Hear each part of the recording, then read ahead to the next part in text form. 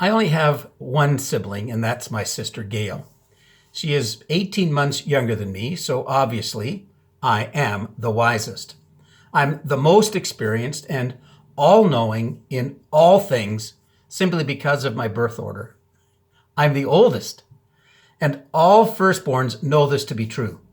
And all firstborns know how to use one particular phrase to its fullest potential. After all, we walked first, we talked first, we got into trouble first, and we discovered how to manipulate our parents first. So when the other one came along, we were already way ahead in the parenting game. We knew how to smile just right. We knew how to shed the right number of tears at just the right moment. But there was one thing missing: someone else to blame. So I did get my share of correcting from mom and dad. But then the other one came along and life changed. I now discovered a new opportunity, a new way to escape from the correction efforts of my mom and dad. And I learned the power of 3 little words.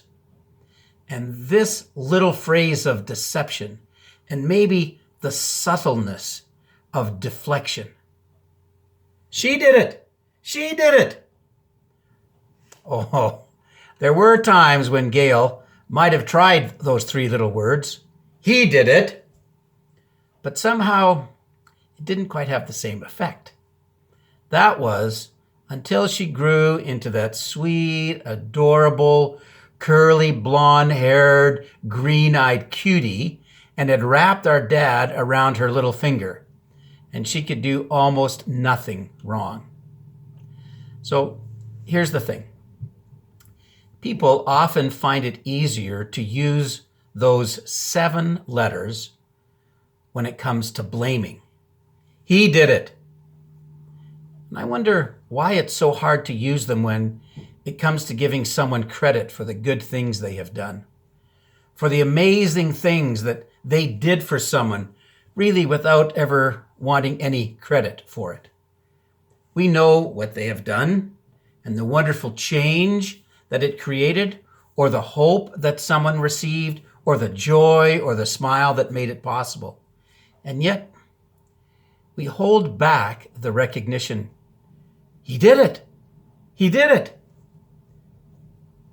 Let me encourage you to be more willing to use he did it, she did it, in ways that will lift people up and celebrate who they are and what they have done. We could all use a little more encouragement these days.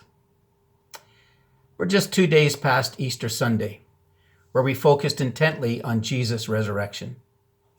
Have you forgotten about that already?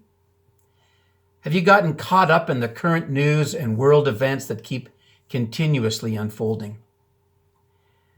Could it be that God was preparing his church for this moment?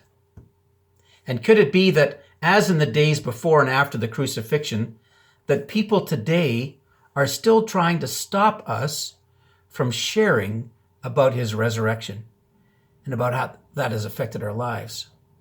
So let me encourage you to consider ways that you can share the amazing news that he did it. Jesus rose from the dead. Be sure to watch today's Skit Guys video.